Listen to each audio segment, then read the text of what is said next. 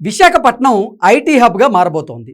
విశాఖ తీరానికి సాఫ్ట్వేర్ కంపెనీలు క్యూ కట్టాలని, రాష్ట్రం ఐటీ సెంటర్గా మారాలని ఆంధ్రప్రదేశ్ యువత కళ్ళకంటూ ఉంది. వైసీపీ ప్రభుత్వ హయాంలో పలు కంపెనీలతో పాటుగా ఐటీ కంపెనీలు కూడా రాష్ట్రం నుంచి వెనక్కి వెళ్ళిపోయాయి. కూటమి సర్కారు పవర్లోకి వచ్చిన తర్వాత ఐటీ శాఖ మంత్రి నారా లోకేష్ గారు తీసుకుంటున్నటువంటి నిర్ణయాలు, విధానాలతో పలు కంపెనీలు ఇప్పుడు మళ్ళీ ఆంధ్రప్రదేశ్కి ఎంట్రీ ఇస్తూ ఉన్నాయి. ముందుగా వైజాగ్ తీరాన ప్రస్తుతం అడుగు పెడుతున్నటువంటి తొలి కంపెనీ కాగ్నిజెంట్. డిసెంబర్ 12వ తేదీన కాగ్నిజెంట్ వైజాగ్ ఆఫీస్ మొదలు కాబోతోంది. మొదట 800 మంది ఉద్యోగులతో వైజాగ్ ఆఫీస్ కొలువు తీరుతున్నట్లుగా సంస్థ ప్రకటించింది. మధురవాడ ఐటీ జోన్లోని హిల్ 2పై కాగ్నిజెంట్ ఆఫీస్ అయితే ప్రారంభం కాబోతోంది.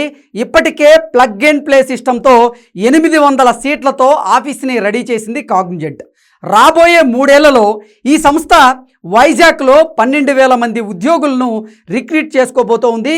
తమకు కేటాయించినటువంటి భూములలో బిల్డింగ్ నిర్మాణం, ఆపరేషన్స్ ప్రారంభించబోయే నాటికి తాము హామీ ఇచ్చిన విధంగా ఉద్యోగుల సంఖ్యని చేరుకునేలాగా ప్లాన్ చేస్తున్నాము అంటూ కాగ్నిజెంట్ తెలియజేస్తుంది. ఇటీవల తమ సంస్థలోని వివిధ క్యాంపస్లలో పనిచేసేటువంటి ఉద్యోగులతో సర్వే నిర్వహించింది ఆ సంస్థ. వైజాగ్ ఆఫీస్కి మూవ్ అయ్యే వారి అంగీకార పత్రాలు తీసుకుంది కాగ్నిజెంట్ సంస్థ. 800 మందిని మొదట విశాఖ నుంచి వర్క్ చేసేలాగా నిర్ణయం తీసుకుంది. రాబోయే ఏడాదికి మరింతగా పెంచనుంది. కొత్త ఏడాది ప్రారంభానికి ముందే ఐటీ కిరణాలు వైజాగ్ని తాకబోతూ ఉన్నాయి. ఇటు మరో టెక్ దిగ్గజ సంస్థ అయినటువంటి టీసీఎస్ కూడా ఇదే ప్లాన్లో ఉంది. ఆ సంస్థ కూడా త్వరలోనే విశాఖలో క్యాంపస్ ఏర్పాటు చేయడానికి రెడీ అవుతోంది. ఇది ఏపీ ఐటీకి గుడ్ న్యూస్గా మనం చెప్పుకోవచ్చు.